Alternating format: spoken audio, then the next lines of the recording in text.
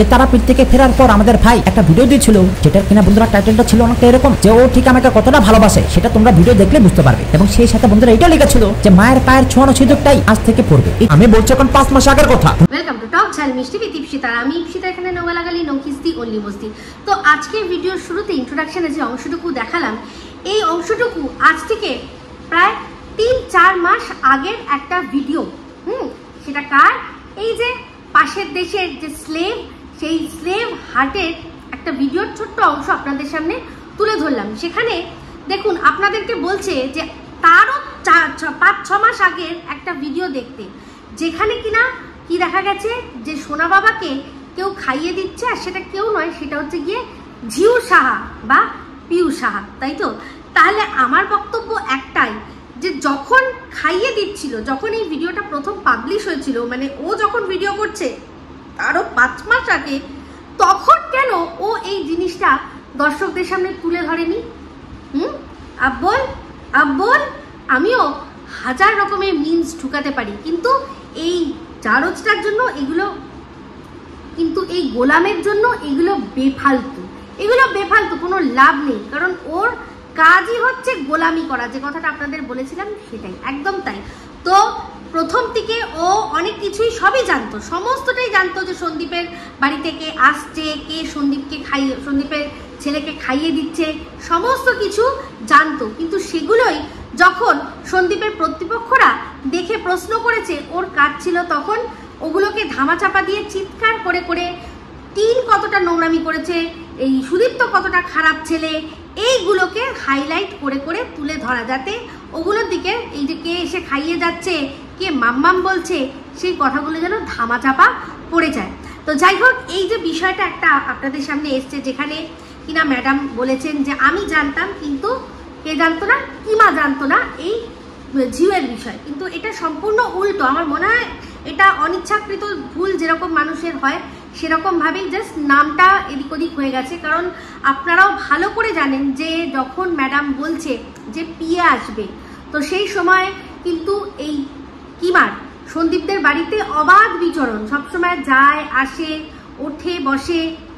তাহলে ওকে লুকিয়ে নিশ্চয়ই পিয়ে আসতে পারবে না, যেই পিয়ে এসে কিনা সন্দীপদের বাড়িতে থাকতেও পারে, বলেছে বলা যায় না, কাজের জন্য হয়তো থাকলেও থাকতে পারে। তারপর কি সে সন্দীপের ওই কাজে হেল্প করবে, বিভিন্ন রকম কোনো রকম কোনো লিগাল কাজ বলুন, যাই বলুন, হানা বলুন, তেনা বলুন। তো শেষমেশ সে আসেনি, কিন্তু সেই সমসাময়িক আরও একজনের আবির্ভাব হয়েছিল, সেটাকে না এই ঝিউ। তাহলে এই যে এটা বলাই যেতে পারে যে এই কিমার অবর্তমানে কিমাকে না জানিয়ে এই জিনিসটা তো কোনো রকমভাবে সম্ভবই নয়, যেটা প্ল্যান করার। ম্যাডাম যেটা বলেছেন যে আমরা প্লট করেছিলাম, সেই প্লটটা কখনোই কিমাকে বাদ দিয়ে করা যাবে না, কারণ ও ওদের বাড়িতে তখন সবসময় যাতায়াত করে। তো সেখানে ও কোন সময় হুট করে চলে যাবে, গিয়ে দেখবে একটি মেয়ে তাকে বসিয়ে রাখা হয়েছে, সেটা কি সম্ভব নয়। তো যাই হোক, ওই যেটা হচ্ছে গিয়ে এই আমার যতদূর মনে হয় এই পিয়ে অছিলাই দেওয়া হয়েছিল বাই এনি চান্স, যে যদি এই যে পিউ যে যাবে ওদের বাড়িতে, যদি কেউ দেখে নেয়, তাহলে তাদের মাথায় এটাই যাতে থাকে যে ওদের বাড়িতে কোনো পিয়ে এসছে। তো এটা আপনারা ভালো করেই জানেন যে সন্দীপের লিগাল টিম থেকে, আর এইখানে তার সাথে সন্দীপের তৎকালীন দিদি, যার সাথে তখনও ঝামেলা অশান্তি হয়নি, তাদের মধ্যে এটা কিন্তু একেবারে তারা জানতো। আমরা বাইরে থেকে ভিডিওর মধ্যে যেটুকু দেখতে পাচ্ছি সেটুকু দেখেই আমরা সেটাকে আন্দাজ করতাম। তো যাই হোক, যখন এই পিওর ব্যাপারটা সামনে আসলো, তখন কি হলো, যখন কল লিস্টে দেখলাম যে সন্দীপের নাম্বারটা সত্যিই রয়েছে আর কতক্ষণ কথা বলেছে সেটাও দেখতে পাওয়া যাচ্ছে, তখন কিন্তু অস্বীকার করার কোনো জায়গা রইল না যে সন্দীপ চেনেই না, একে চেনে। হ্যাঁ, সন্দীপ যে নামে ওই ছেলেটি বলছে সেই নামটি জানে না, বাদ বাকি ও অন্য নামে মেয়েটিকে চেনে। যখন ও বুঝতে পারলো যে এই মেয়েটি সেই মেয়েটি যার সাথে আমি কথা বলি, তখন সে কী করলো, বাধ্য হয়ে স্বীকার করে নিল। কারণ কল লিস্টের মধ্যে নাম দেখা, ওর নাম্বারটা ফ্ল্যাশ হচ্ছে, ওটাকে তো কোনো রকমভাবে কোনো অস্বীকার করার কোনো জায়গা ছিল না। তাই জন্য আমরা সবাই মেনে নিলাম। আর সত্যি কথা বলতে সেটাতে কে সাপোর্টও করি, যে সন্দীপ কারোর সাথে কথা বললে আমরা অবশ্যই সাপোর্ট করি, অ্যাটলিস্ট আমি সাপোর্ট করি, আমার মতো আরও অনেক মানুষ আছে সাপোর্ট করে। তো এই যে বিষয়টা যেটা হচ্ছে গিয়ে আমি জানতাম না, আমি জানতাম কিমা জানতো না, এটা সম্পূর্ণ উল্টো। ম্যাডামের মনে হয় বলতে ভুল হয়েছে। তো যাই হোক, গতকাল আমার কাছে একটা স্ক্রিনশট আসলো। তো আমি ভাবি যে এই যে এতগুলো মানুষ আমার পিছনে লেগেছে, আমি শুধু ভাবি যে সময় সময় আমি যে সত্যি কথা বলছি সেটা প্রমাণ করার জন্য আমার কাছে একেবারে জল জ্যান্ত সমস্ত মানে প্রুফ হাতে গরম চলে আসে। তো গতকাল এই কিমার লাইভে কিমার একজন ভীষণ প্রাণপ্রিয় কি না হচ্ছে সাবস্ক্রাইবার প্লাস মানে একদম ঘরের জন, সেই সুজাতা ব্যানার্জি একটি কথা তুলেছে। সেখানে বলেছে যে আজ থেকে বেশ অনেক মাস আগে যখন আমার সাথে ওর কথা হয়েছিল তখন কিন্তু আমি বলেছিলাম যে আমি এই কিমার কথা বিশ্বাস করি, আর এই যে ঝিউয়ের ব্যাপারটা আমিও জানি না, কিমাও জানে না। তো এই যে আপনারা অনেকে বলেন যে আমার সাথে কিমার ঝামেলার সূত্রপাতটা কোথায়, মানে কোনখান থেকে শুরু হলো, আমি তো ওকে এত বিশ্বাস করতাম, আমি তো ওর ওপর এত ভরসা রাখতাম, তাহলে হঠাৎ করে কেন আমি এমন এমন প্রশ্ন করলাম যাতে কিনা ও আমাকে গালাগালি খিস্তি আর আমার বাড়ি অবধি পৌঁছে যেতে বাধ্য হলো। তো এই যে যিনি সুজাতা ম্যাডাম আছেন তিনি আমাকে মনে করিয়ে দিলেন বলে ধন্যবাদ। তাই জন্য একটা আর কি স্ক্রিনশট আপনাদের সাথে শেয়ার করছি। সেখানে কিনা এই সুজাতা ব্যানার্জি আমাকে জিজ্ঞাসা করছে যে এই মেয়েটির বিষয়। আমি কিন্তু পরিষ্কার দেখুন সেখানে বলেছি যে ওরা ফোনে কথা বলেছে, এটা অস্বীকার করার কোনো জায়গা নেই, কিন্তু তার মানেই এটার অন্য কোনো সম্পর্ক আমি এখন মেনে পারছি না প্রমাণ ছাড়া। আর তার ওপর যখন খুদ গিয়ে কিমা ওখানে বসে বলে এসছে যে না কোনো সিক্রেট রুম নেই, এখানে সিক্রেট রুম নেই মানে সেখানে কোনো মেয়েকে লুকিয়ে রাখার কোনো ব্যাপারই নেই। এই যে কথাটা উঠছে সিক্রেট রুমে একটা মেয়েকে লুকিয়ে রাখা হয়েছে প্রতিপক্ষের তরফ থেকে, এটা সম্পূর্ণ মিথ্যে। ও তো সেটা বলার জন্যই চলে গেল, যেটার জন্য ম্যাডাম কিনা বেশ রাগ করেছিলেন যে কি দরকার আছে তোমার এটা বলার, তোমার কি দরকার ছিল, তুমি গেলে কেন ওদের বাড়িতে দুম করে তুমি চলে গেলে কেন, এই কথাটা যে ম্যাডাম বলেছিল সেখান থেকে ম্যাডামের ওপর প্রচণ্ড রাগ। তো আমি ও যে বলেছিল বসে ওখানে যে না এখানে নেই, আমি কিন্তু সেটাই বিশ্বাস করেছিলাম। আর এই যে দেখুন এই পরপর স্ক্রিনশটগুলো দেখলে আর ভালো করে পড়লে বুঝতে পারবেন যে এই সুজাতা আমাকে বলছে যে না সব জানে, কিমা দিদি সমস্ত জানে, কিছু বলছে না। আমি কিন্তু তখনই বলেছি যে ওকে আমি ভীষণ বিশ্বাস করি। ও যখন ওখানে বসে বলেছে নেই, তার মানে নেই। তোমার কাছে কোনো মানে সলিড পোক্তা সুবুত আছে তাহলে দাও, ঠিক আছে? আমি কিন্তু পরিষ্কার বলেছি যে আমি কিমাকেই বিশ্বাস করি, কিমা বলেছে যখন ওখানে নেই তো নেই, ঠিক আছে? এই অবধি আমি কিন্তু আমার মতো করেই ভিডিও করছি, প্রতিপক্ষরা সন্দীপকে যেভাবে অ্যাটাক করছে তার আমি উত্তর দিচ্ছি। এইখান থেকেই আসলো একটা পজ, সেটা কি দেখলাম যে হঠাৎ করে পাশের দেশ থেকে বলা শুরু হলো যে না সিক্রেট রুমটা সন্দীপের বাড়িতেই রয়েছে। আর দেখছি কিমা চুপ করে রয়েছে, কোনো উত্তর দিচ্ছে না। উল্টে ওকে যখন শিবরা ডাইরেক্ট গিয়ে জিজ্ঞাসা করলো তখনও ইশারায় এটাই বুঝিয়ে দিল যে বুঝে নাও আমি মুখে বলতে পারছি না, কিন্তু হ্যাঁ সিক্রেট রুমটা ওই বাড়িতেই ওখানেই রয়েছে। সেই জন্য এই পাশের দেশ থেকে এই আমার গোলামটা যতই চিল্লাক না কেন আমি তাকে কোনো রকমভাবে বাধা দেব না, আমি ওকে প্রশ্নও করবো না এটা যে আমি তো দুদিন আগে দেখে আসলাম যে ওদের বাড়িতে তো কোনো সিক্রেট রুম নেই, তাহলে তুই কি করে বলছিস যে সিক্রেট রুম আছে? কারণ এটা ওদের গট আপ কেস। এই খেলাটা যখন আমি বুঝে গেলাম সেইখান থেকেই আমি সরে গেলাম, একদম কিমা বলুন আর এই জারজ বলুন এদের বিষয়টা বুঝে গেলাম যে এদের নিজেদের মধ্যে গট আপ কেস। তার মধ্যে কি হচ্ছে এদিক থেকে ঝুনো নারকোল, ওদিকে কচি তালশাঁস, সবাই যা প্রতিপক্ষ প্রশ্ন করছে যে হ্যাঁ কোথায় আছে ঝিউ, কোনখানটায় কি বিষয়, তারা প্রতিপক্ষের মতো করেই ভিডিও করছে আর চুপ করে কিমা বসে মজা নিচ্ছে যে কিনা দুদিন আগে বসে বলে আসলো, ওদের বাড়ির থেকে বসে বলে আসলো যে না নেই, এই মেয়ে নেই। পরবর্তীকালে এই যে দুদিন আগে চিন্তা করুন ম্যাডাম যখন ভুল করে ওর নামটার জায়গায় আমার নামটা নিল তখন কিন্তু বলল কি যে হ্যাঁ আমি তো তাহলে জানি না, ব্যাস আমি একদম পরিষ্কার হয়ে গেছি, আমি জানি না। কিন্তু তার আগের দিনই ও ভিডিওর মধ্যে বলল যে যেদিন আমি লাস্ট গেছিলাম সেদিনই তো ওই কথাটা হয়েছিল, যেদিন ও লাস্ট ওই দিনই গেছিলো, যেদিন আর কি ওখানে বলেছিল না সিক্রেট রুম নেই, আমি সব খুঁজে দেখলাম ভালো করে, চতুর্দিক খুঁজে দেখেছি, কোনো সিক্রেট রুম নেই। ওই দিনই লাস্ট, যেদিন কিনা ম্যাম তারপর লাইভ করে ওকে বললো যে তুমি কেন চলে গেছিলে, এই যে বললো সেই দিনটাই লাস্ট, ঠিক আছে? তো সেই দিন নাকি ও কাকু কাকিমাকে বসে বলে এসছে যে ওই মেয়ে যদি থাকে তোমাদের লাইফে, সন্দীপের লাইফে তাহলে কিন্তু তোমরা শেষ, এই কথাটা বলে এসছে। তাহলে ম্যামের যতই ভুল হোক না কেন, ও তো জানে যে ও এই ঝিমির ব্যাপারটা কতটা জানে আর কতটা জানে না।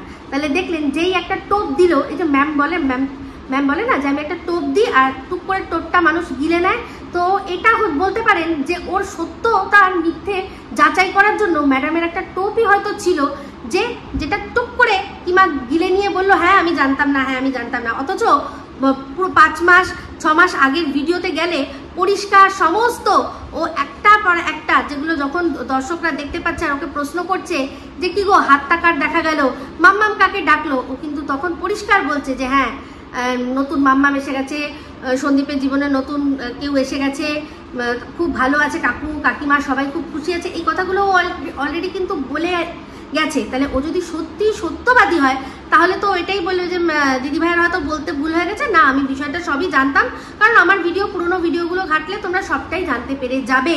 তাহলে দেখছেন কত বড় মিথ্যেবাদী। আর এ তো মিথ্যেবাদী, আর সবচেয়ে বড় কথা এই যে গোলামটা যাকে পিছনে লাগিয়ে দেয় সেইটা আর এক, ওটাকে যেভাবে ওই সিআইডি বাহিনী পরিচালনা করে ও ঠিক সেইভাবেই পরিচালিত হয়। এখনো চেষ্টা করছে কোনো রকমভাবে সন্দীপের কাছ থেকে যদি আমাকে ম্যাডামকে সরিয়ে নেওয়া যায় তাহলে ওদের খুব সুবিধা হবে সন্দীপকে আবার আগের মতো করে পরিচালনা করতে। সেই জন্যই মানে এই যে কথাগুলো বলছিল রেখে ঢেকে একটু করে বলছিল। আজকে দেখলাম সন্দীপের ঘরের ও ছবি দেখিয়ে দিয়েছে, পরিষ্কার একটা ক্রিস্টাল ক্লিয়ার ছবি সন্দীপের ঘরের ও দেখিয়ে দিয়েছে। এই ছবিটা দেখে বোঝা যাচ্ছে যে এই ছবিটা ওর কাছে অনেক দিন আগের থেকেই আছে।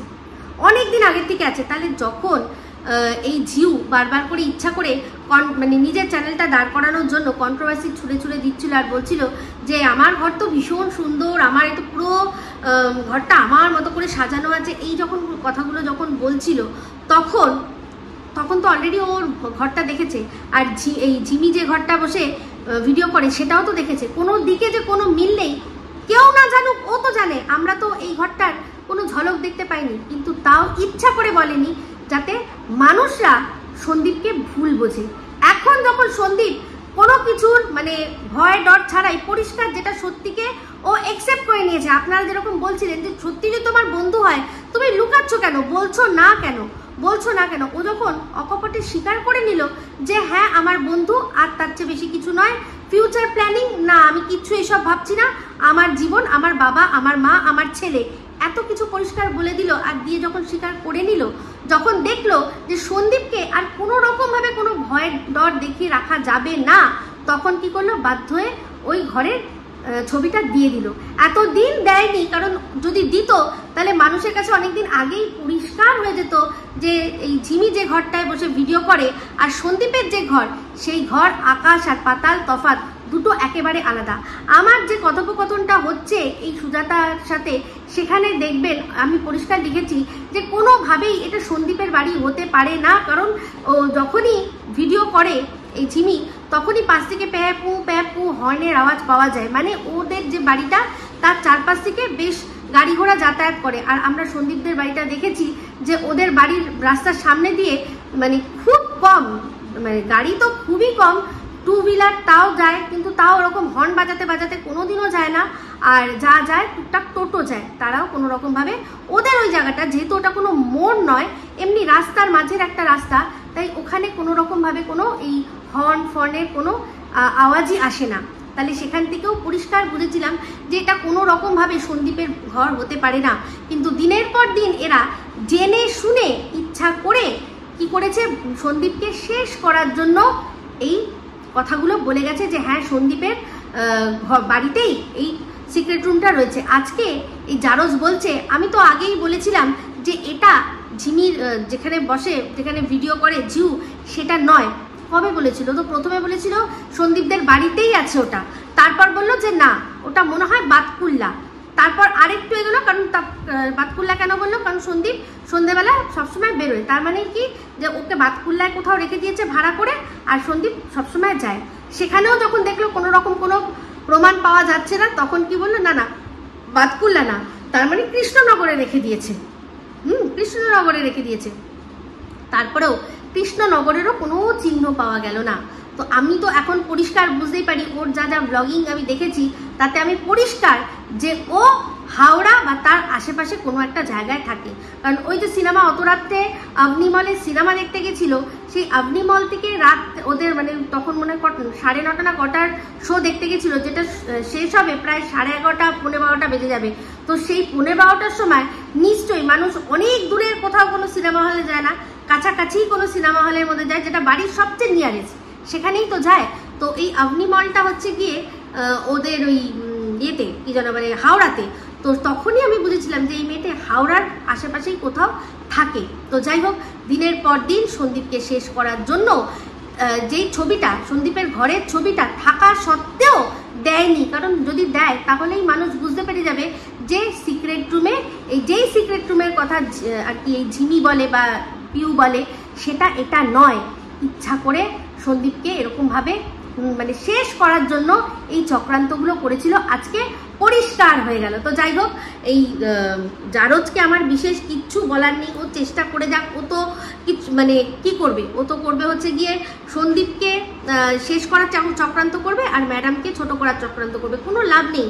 ম্যাডাম এখানে কোনো কন্ট্রোভার্সি ক্রিয়েটার নয় যে উনি সত্যি কথা বলতে এখানে মানে যাহা বলিব সত্য বলিব, ওনার দর্শকদের কাছে ওরকম কোনো ব্যাপার নেই। এখানে আছেনি লিগাল কাজ করতে, সেই লিগাল কাজ করার জন্য ওনার যদি কখনো জাল ফেলতে হয়, কখনো ছিপ ফেলতে হয়, কখনো মিথ্যে বলতে হয়, কখনো কথা ঘুরিয়ে বলতে হয়, উনি বলবেন। উনি তো বলেনি, সবসময় বলেন। এটা বলেছিলাম, কেন বলেছিলাম জানো তো? এই কারণে। তো তার মানে উনি বলেন, কখনো যেটা বলেন, আমি এটা প্রথমে বুঝতে পারতাম না, কিন্তু এখন আমি বুঝতে পেরে গেছি যে উনি যখনই যা বলেন তার পেছনে নিশ্চয়ই কারণ আছে।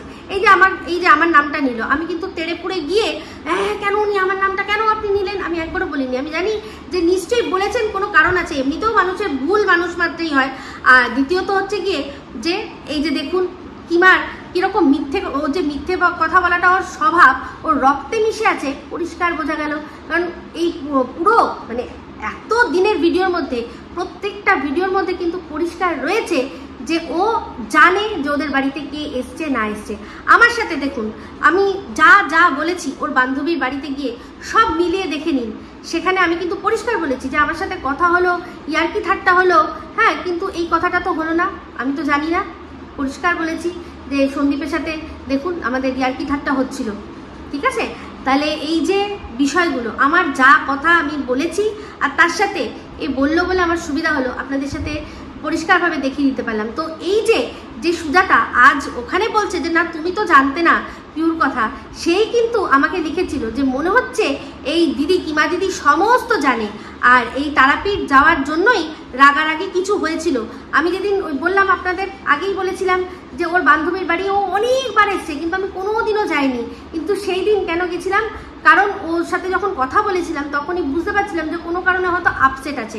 তো সেই আপসেটের কারণটা হচ্ছে তারাপীঠ, মানে ও তারাপীঠ যাচ্ছে, সাথে ওর বান্ধবীও যাচ্ছে, সেটা ওর পছন্দ না। কিন্তু এর আগে যখন কিমা গেছিল, যখন গেছিল ও তো লুকিয়ে ছুড়িয়ে গেছিল। কেন লুকিয়ে গেছিল? কেন ওদের সাথে যাচ্ছে সেটা বলেনি। আর আরেকটা গাড়িতে আরো বেশ কিছু মানুষরা ছিল, তারা কে ছিল? তাদের সাথে যদি সন্দীপ যেতে পারে, তাহলে এখানে মা বাবা আছে, সেখানে তার বান্ধবী যদি আলাদা করে যায়, কেন যেতে পারবে না? অসুবিধার তো কিচ্ছু নেই। একটাই কথা বলা আছে যে প্রমাণ দিক। আমি তো বলছি প্রমাণ দিক, যেটা বলছে যে বিয়ে হয়েছে, তাহলে প্রমাণ দিক। আমি ওই প্রমাণটা মানে সন্দীপের ডিভোর্সের আগে সন্দীপ বিয়ে করেছে, সেই প্রমাণটা যেদিন আমি দেখতে পাবো নিজের সচক্ষে, আমি কিচ্ছু করবো না। তো আমি সোজা আস্তে করে এই কন্টেন্ট থেকে সরে যাব না। আমি সন্দীপকে কোনো কথা বলবো না, আমি কাউকে কোনো কথা বলবো, আমি আস্তে করে সরে যাব।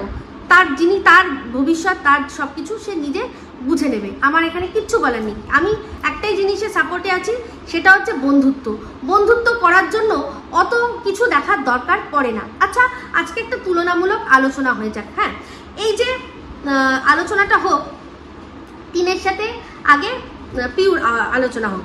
তো টিন কি করেছে? টিন করেছে পরকীয়া। তার হাজবেন্ড তার সাথে থাকাকালীন ও অন্য একজনের সাথে সম্পর্কে জড়িয়েছে। কিন্তু পিউ যখন বিয়ে করেছিল, তার যখন বিয়ে পছন্দ হয়নি, ও কিন্তু ডিভোর্স করেছে। তাহলে এখানে টিনকে দোষারোপ করা যায় পরকীয়া করার জন্য, এই পিউকে কিন্তু দোষারোপ করা যাবে না পরকীয়া করার জন্য। ওর বরের সাথে পোষায়নি, বরকে ডিভোর্স দিয়েছে, মনে হয়েছে যে মেয়ে বরের কাছে ভালো থাকবে, মেয়েকে বরের কাছে রেখেছে, মাঝে মাঝে তার সাথে দেখা হয়, এটা আমরা শুনেছি হনুর কাছ থেকেই, ঠিক আছে। তো তাহলে এখানে অবশ্যই তো আমি টিনের থেকে পিউকে ভালো জায়গায় রাখবো, কারণ সে পরকীয়া করেনি, পোষায়নি, ডিভোর্স দিয়েছে। তারপর কি হয়েছে, তারপর হয়েছে টিন কি করেছে, তারপর ডিভোর্স না দিয়ে আরেকজনকে বিয়ে করেছে।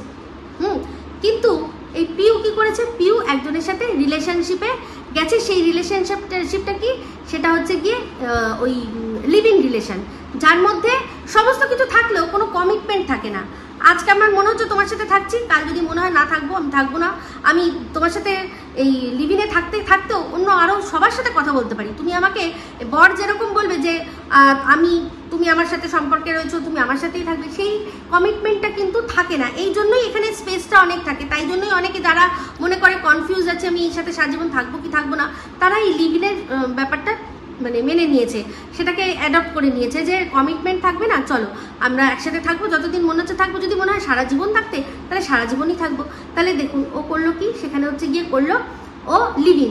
তাহলে সেক্ষেত্রেও দেখুন টিন গিয়ে একজনের সাথে বিয়ে করে তারপরে আবারও সম্পর্কে জড়ালো। তো এই যে তারপর যে সম্পর্কগুলোতে জড়ালো, সেটার মধ্যে একমাত্র অর্ককুণ্ডু ছাড়া আমি আর কোনোগুলোকেই বিশ্বাস করি, কারণ অর্ককুণ্ডুর কথা শুনেছি, সে নিজে মুখে নিজে মানে বলেছে, তো সেখানে কল রেকর্ডিং যেহেতু শুনেছি তাই ওটাকেই শুধু বিশ্বাস করব। আর বাদবাকি কে ওকে লাল টমেটো বললো না কালো জাম বললো, আই ডোন্ট কেয়ার সেটার জন্য। সে অনেককে বলতেই পারে, তার মানে যে ও কোনোভাবে রেসপন্স করেছে তার কিন্তু কোনো প্রুফ আমরা পাইনি। তাই জন্য ওকে কেউ লাল টমেটো বলুক বা ওই ফুটি বলুক বা ওকে কেউ তরমুজ বলুক, যাই বলুক আমার কোনো যায় আসে না, আমি শুধু এই অর্ককুণ্ডুরটাই মানবো। তাহলে দেখুন ও আবার বিয়ে করলো, করে সেই সম্পর্কে থাকতেই ও আরেকজনের সাথে জড়ালো। এখানে নয় সন্দীপ ওর কাছে আসতো না, কিন্তু ফোকলা সে তো সবসময়ই কাছে। তাহলে এবার কি প্রবলেমটা হলো, আরও কত প্রয়োজন হয়? তাহলে সেক্ষেত্রে পিউর সাথে কি টিনকে আপনারা একই দাঁড়িপাল্লায় মাপবেন না। এইবার হচ্ছে গিয়ে হনুসোনা আর যেসব ছেলেদের নাম বলেছে তার একটারও ও কোনো প্রমাণ দিতে পেরেছে? ওই যে কথাটা যে ওর খাটের তলায় ঢুকিয়ে রাখতো সোনুকে, এগুলো কি বিশ্বাসযোগ্য? এগুলো বিশ্বাসযোগ্য? আর যে সোনু এতগুলো ছেলের সম্পর্কে জানছে, তারপর আরও ওকে বিভিন্ন রকমভাবে সন্দেহ করছে। প্রথমটা তো সন্দেহই ছিল, ওর তো অ্যাকচুয়ালি সন্দেহ ছিল তো, মানে এই মিমি তো বোঝাই যাচ্ছে যে ও কিন্তু সোনুর সাথেই সম্পর্কে ছিল, তার মাঝখানে ও ওই শুধুমাত্র কথা বলেছিল সন্দীপের সাথে কিসের জন্য না নিজের চ্যানেলের জন্য কথা বলেছিল, কিন্তু সেটাকেই সন্দেহ চোখে দেখে সোনু একটা বিশ্রী রকম ব্যবহার করলো, যেটা কিনা আমরা প্রথম ওই মিমির ভিডিও থেকে জানতে পেরেছি। হ্যাঁ, যে কিছুই হয়নি, শুধুমাত্র সন্দেহর বশে কি করেছে, কথা বলেছে, সেটা শুনে মাত্র ও ওই সন্দীপের নামে করে একটা আর কি স্টোরি দিয়ে তারপর আবার নিজে সেটাকে সরি আমার ভুল হয়ে গেছে বলে সরিয়েও নিল। তাহলে এই মানুষটা যে কিনা পদে পদে চাইছেই এই মিমিকে ফাঁসাতে, এর কথায় বিশ্বাসযোগ্য? কোনোভাবে বিশ্বাস হয়?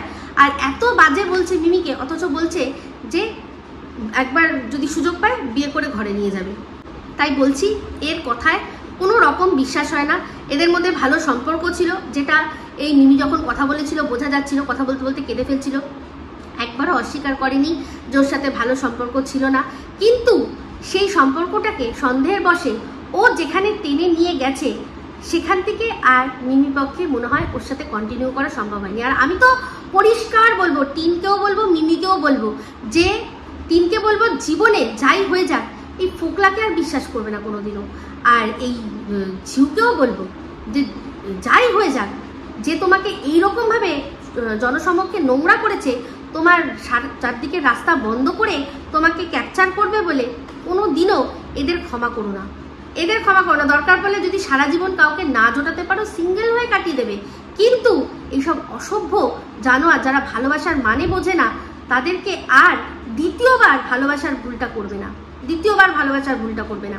তো যাই হোক, এখানে পরিষ্কার যে এই জারজ এখন কোন সময় আব্বু বানাচ্ছে এই সোনুকে, কখন আব্বু বানাচ্ছে এই ফোকলাকে। যাই হোক, চলে আসি এবার, সেটা হচ্ছে গিয়ে এই যে থ্রেড কালচার, এই জারজ তোর ক্ষমতা হয় কি করে যে তুই শ্রেয়াকে থ্রেট দিস?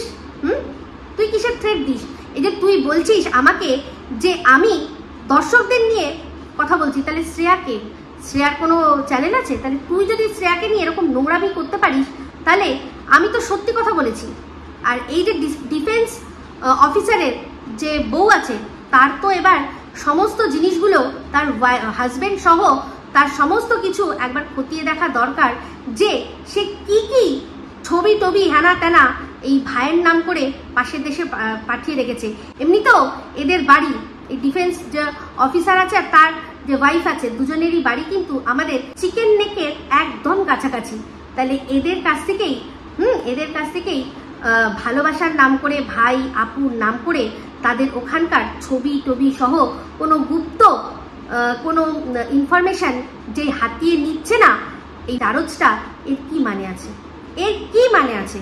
আজকে শ্রেয়ার সম্পর্কে যে কথাগুলো বললো শ্রেয়া, সেখানে সবচেয়ে খারাপ লাগলো যে ও অসুস্থ, ওর কিডনির প্রবলেম, সেটা বলে তারপর বললো যে বিয়ে হবে তো, ওর যদি বিয়ে হওয়ার হয় না ঠিকই বিয়ে হবে। কিন্তু সীমন্তিকা, তোমায় বলি যে তোমার জন্য এত নোংরামি হচ্ছে, এত নোংরামি করলো, তোমার যে হাতে কোলে যে গোপালটা থাকে তার মধ্যে প্রাণ আসবে তো? কোনো প্রাণবন্ত গোপাল তুমি হাতে ধরতে পারবে তো?